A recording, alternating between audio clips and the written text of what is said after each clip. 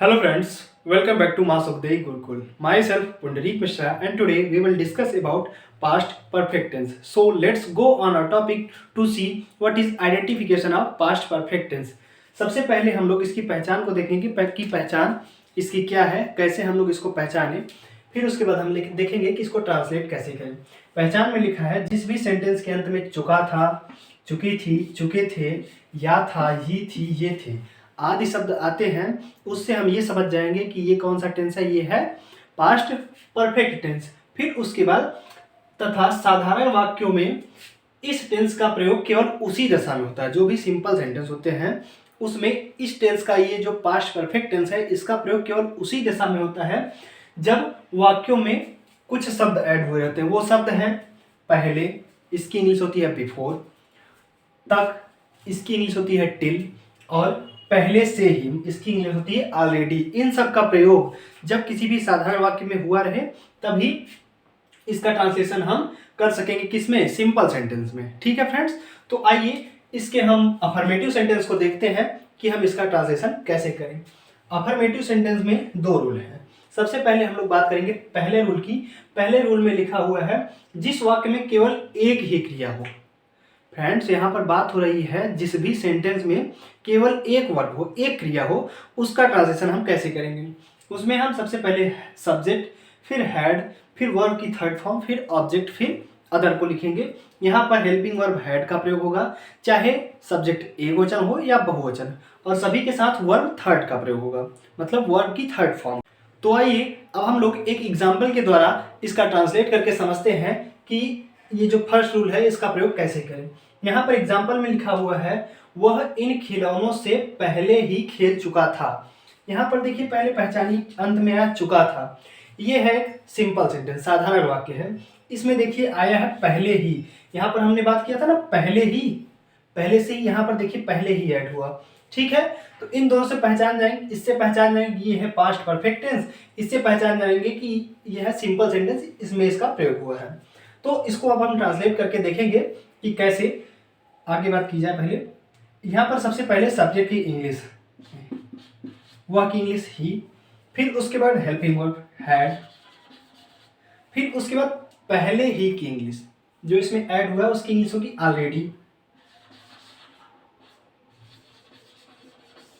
Already. फिर उसके बाद verb third play, played, play का थर्ड फॉर्म प्लेड। अब किसके साथ, इन खिलौनों से, इन खिलौनों से मतलब दीज, इनकी इंग्लिश दीज, और खिलौनों की English toys. He had already played these toys. ठीक है फ्रेंड्स, तो आइए अब हम लोग इसके दूसरे नियम की बात करते हैं। दूसरे नियम में लिखा गया है जिस वाक्य में दो कार्यों का होना पाया जाए। अब देखिए यहां पर हुआ एक ही क्रिया थी, मतलब एक कार्य हो रहा था। अब इसमें बात हो रही है जिस भी सेंटेंस में दो कार्यों का होना पाया जाए, एक कार्य नहीं दो कार्य, उसमें जो कार्य पहले समाप्त हो गया हो उसका अनुवाद पास्ट परफेक्ट टेंस है। फ्रेंड्स, यहाँ पर बहुत ही समझने वाली बात है, बहुत ही ध्यान से समझिएगा कि इसमें जब दो कार्य हो रहा है, जो कार्य पहले समाप्त हो रहा है उसका अनुवाद पास्ट परफेक्ट टेंस, मतलब इसी टेंस, इसी के अकॉर्डिंग बनाएंगे। इसका फॉर्मूला है subject plus had plus verb third plus object plus other. अब बात आ रही है दूसरा वाक्य को कैसे बनाए, दूसरे वाक्य ट्रांसलेशन कैसे करें। मतलब एक कार्य तो हो गया जो पहले समाप्त हो रहा है, उसका ट्रांसलेशन पास्ट परफेक्ट टेंस में, और जो दूसरा वाक्य समाप्त हो रहा है उसका ट्रांसलेशन हम लोग, उसका अनुवाद पास्ट इंडिफिनिट टेंस में, मतलब सिंपल पास्ट में करेंगे, जिसका फार्मूला है सब्जेक्ट प्लस वर्ब की second form plus object plus other में किया जाता है। देखिए यहाँ पर बात हो रही है दो वाक्यों की। जिस भी सेंटेंस में दो वाक्य रहे, एक कार्य जो पहले समाप्त हो रहा है, एक कार्य जो बाद में समाप्त हो रहा है, मतलब जिस भी सेंटेंस में दो कार्य हो रहे हैं उसमें जो कार्य पहले समाप्त हो रहा है उसको पास्ट परफेक्ट टेंस में, और जो कार्य बाद में समाप्त हो रहा है उसको सिंपल पास्ट, मतलब पास्ट इंडिफिनिट टेंस में ट्रांसलेट करते हैं। सो आइए ट्रांसलेट करके एक एग्जांपल के द्वारा समझते हैं कैसे इसको ट्रांसलेट किया जाए। यहाँ पर लिखा है पुलिस के आने से पहले चोर भाग चुके थे। यहाँ पर जो पहले है ये दो कार्यों को अलग कर रहा है। पहला कार्य मतलब दो कार्य इसमें हो रहा है पुलिस के आने से पहले, चोर भाग चुके थे। एक हो गया चोर भाग चुके थे, एक हो गया पुलिस के आने से पहले। तो इसमें आप लोग खुद समझिए कि पहले कौन सा कार्य समाप्त हो रहा है। पहले हो रहा है चोर भाग चुके थे, तब ना पुलिस आई। पुलिस अगर आ गई होती तब चोर भागते, तो चोर जो भाग रहे हैं वो कार्य बाद में होता। लेकिन पुलिस बाद में आई, चोर पहले भाग गए, तो हम लोग इसका ट्रांसलेशन करेंगे सबसे पहले चोर भाग चुके थे। इसका ट्रांसलेशन होगा पास्ट परफेक्ट टेंस में अकॉर्डिंग टू दिस फार्मूला। ठीक, तो आइए अब हम लोग इसको ट्रांसलेट करके देखते हैं। चोर भाग चुके थे, इसकी English the thieves. The thieves मतलब चोर। अब भाग चुके थे, यहां पर हेल्पिंग वर्ब हैड, फिर वर्ब की थर्ड फॉर्म। भाग चुके थे मतलब रन अवे, और उसका थर्ड फॉर्म रन रैन रन अवे, उसका थर्ड फॉर्म भी रन अवे भी होगा, रन। अब उसके बाद पहले की इंग्लिश बिफोर। अब पुलिस के आने से पहले, अब यहां पर बिफोर, फिर उसके बाद पुलिस की इंग्लिश ये है सब्जेक्ट पुलिस, और फिर उसके बाद वर्ब की सेकंड फॉर्म, और आने मतलब कम, कम की second form came. Okay friends, I think ये सारी बातें आपको समझ में आई होगी। अब हम लोग बात करेंगे नेगेटिव सेंटेंस की, कि नेगेटिव सेंटेंस को कैसे ट्रांसलेट करें। नेगेटिव सेंटेंस में हम लोग देखेंगे कि कैसे हम ट्रांसलेट करें अकॉर्डिंग टू दिस फार्मूला। इस फार्मूले में लिखा है subject plus had plus not plus verb की third form plus object plus other. मतलब इन सब से मिलाकर हम इस एग्जाम्पल को ट्रांसलेट करेंगे। तो इस एग्जाम्पल में लिखा है धोबी के आने से पहले वह कपड़े नहीं धो चुकी थी। तो यहाँ पर देखिए दो कार्यों का वर्णन हो रहा है, एक हो रहा है धोबी के आने से पहले, एक हो रहा है वह कपड़े नहीं धो चुकी थी। तो कार्य कौन सा पहले हो रहा है? कार्य हो रहा है वह कपड़े नहीं धो चुकी थी। तो सबसे पहले हम लोग इसको बनाएंगे, इसका ट्रांसलेशन करेंगे। तो यहाँ पर लिखेंगे चुकी थी है, तो यहाँ पर वह की इंग्लिश सी, फिर उसके बाद हैड, फिर उसके बाद नॉट, फिर उसके बाद वर्ब में थर्ड फॉर्म। तो वाश मतलब धोना, इसका थर्ड फॉर्म वाश्ड। वाश्ड क्या धो चुकी थी? कपड़े, वाश्ड द क्लॉथेज। उसके बाद पहले की इंग्लिश बिफोर, धोबी के आने से पहले। तो यहाँ पर धोबी सब्जेक्ट है, तो वॉशरमैन,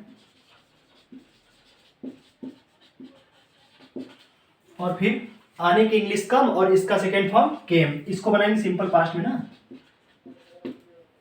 ओके फ्रेंड्स, अब आइए बात करते हैं इंट्रोगेटिव सेंटेंस की। इसमें कई नियम से हम लोग समझेंगे कि कैसे हम ट्रांसलेट करें। पहला रूल है जब वाक्य के प्रारंभ में क्या हो, जब कोई भी सेंटेंस हो वो क्या से प्रारंभ हो, तब हम उसको कैसे ट्रांसलेट करेंगे। According to this formula we will translate this example. तो इसमें लिखा है सबसे पहले हैड, फिर सब्जेक्ट, फिर वर्ब थर्ड फॉर्म, फिर ऑब्जेक्ट, फिर अदर को लिखेंगे। इस फॉर्मूले, इस एग्जाम्पल में लिखा है क्या डॉक्टर के आने से पहले मरीज मर चुका था। यहाँ पर भी दो बात हो रहा है, एक डॉक्टर के आने से पहले और दूसरा मरीज मर चुका था। स्टार्टिंग में है क्या, तो सबसे पहले हम लोग यहाँ पर लिखेंगे हैड। अब उसके बाद मरीज यहाँ पर सब्जेक्ट है, पेशेंट, और फिर उसके बाद डाई मतलब मरना, और इसका थर्ड फॉर्म डाइड। फिर उसके बाद पहले की इंग्लिश बिफोर, डॉक्टर के आने से पहले, यहाँ पर डॉक्टर सब्जेक्ट है, बिफोर द डॉक्टर। फिर उसके बाद आने की सेकेंड फॉर्म, कम की सेकेंड फॉर्म केम। ओके फ्रेंड्स, अब हम इसके दूसरे रूल की बात करेंगे। दूसरे रूल में लिखा है जब क्वेश्चन वर्ड वाक्य के बीच में हो तब, मतलब जब कोई जो क्वेश्चन वर्ड है वो सेंटेंस के बीच में हो, तब हम इसको कैसे ट्रांसलेट करेंगे। उसके लिए फार्मूला है सबसे पहले क्वेश्चन वर्ड की इंग्लिश, फिर उसके बाद हैड, फिर सब्जेक्ट, फिर वर्ब की थर्ड फॉर्म, फिर ऑब्जेक्ट, फिर अदर को लिखते हैं। तो आइए एग्जाम्पल के द्वारा हम समझते हैं कि कैसे हम ट्रांसलेट करें। यहाँ पर लिखा है तुम्हारे आने से पहले वह क्या कर चुकी थी। देखिए यहाँ पर जो क्वेश्चन वर्ड है ये बीच में आया, ये एक कार्य है, एक कार्य है, लेकिन पहले कौन सा समाप्त हो रहा है? वह क्या कर चुकी थी, वह क्या कर चुका था, सॉरी वह क्या कर चुका था। तो सबसे पहले हम लोग इसको ट्रांसलेट करेंगे। तो पहले यहाँ पर क्या की इंग्लिश व्हाट, फिर उसके बाद हेल्पिंग वर्ब हैड, फिर उसके बाद वह की इंग्लिश ही, फिर उसके बाद करना, डू, करना की इंग्लिश डू, लेकिन इसका थर्ड फॉर्म डन। फिर उसके बाद पहले की इंग्लिश बिफोर, तुम्हारे आने से पहले, तो यहां पर तुम्हारे की इंग्लिश यू, और फिर आने की इंग्लिश कम, कम का सेकेंड फॉर्म केम। ओके फ्रेंड्स, अब आइए बात करते हैं इसके तीसरे रूल की। इसमें लिखा है इंट्रोगेटिव सेंटेंस के निगेटिव होने पर सब्जेक्ट के बाद नॉट लगा देते हैं। मतलब यहाँ पर जब कोई भी जो इंट्रोगेटिव सेंटेंस है उसमें निगेटिव वर्ड जुड़ा हुआ है तब सिर्फ सब्जेक्ट के बाद नॉट लगा देंगे, बाकी सब अकॉर्डिंग टू रूल नंबर 1 और अकॉर्डिंग टू रूल नंबर 2 हम ट्रांसलेट कर देंगे। यहाँ पर एग्जाम्पल में लिखा है क्या मेरे आने से पहले उसने पत्र नहीं लिखा था। यहाँ पर देखिए, मेरे आने से पहले उसने पत्र नहीं लिखा था, यहाँ पर भी दो कार्य हो रहा है। सबसे पहले हम लोग इस कार्य को देखेंगे। स्टार्टिंग में है क्या, तो हैड हम लोग लिख देते हैं, हैड, उसने की इंग्लिश ही, फिर उसके बाद देखिए ही है सब्जेक्ट, ही है सब्जेक्ट, तो यहाँ पर सब्जेक्ट के बाद लगाना है नॉट, ही नॉट, पत यहाँ पर लिखना राइट, इसका third form written, had he not written, अब क्या लिख चुका था, पत्र, रिटेन, लेटर, लेटर, उसके बाद पहले की इंग्लिश बिफोर, मेरे आने से पहले, बिफोर, मेरे की इंग्लिश आई, आने की इंग्लिश कम, कम का सेकेंड फॉर्म केम। ओके फ्रेंड्स, आज हमारे लोग का पास्ट परफेक्ट टेंस जो है ये समाप्त हुआ। अब हम लोग मिलते हैं नेक्स्ट वीडियो में। सो अगर ये वीडियो आपको अच्छी लगी हो तो इस वीडियो को लाइक जरूर कीजिएगा, और अगर आप हमारे चैनल पर नए हैं तो हमारे चैनल को सब्सक्राइब कीजिएगा तथा बेल आइकन को प्रेस कीजिएगा ताकि जो भी नई अपडेट्स हो वो सबसे पहले आप तक पहुंचे। Thanks friend, thanks for watching my video.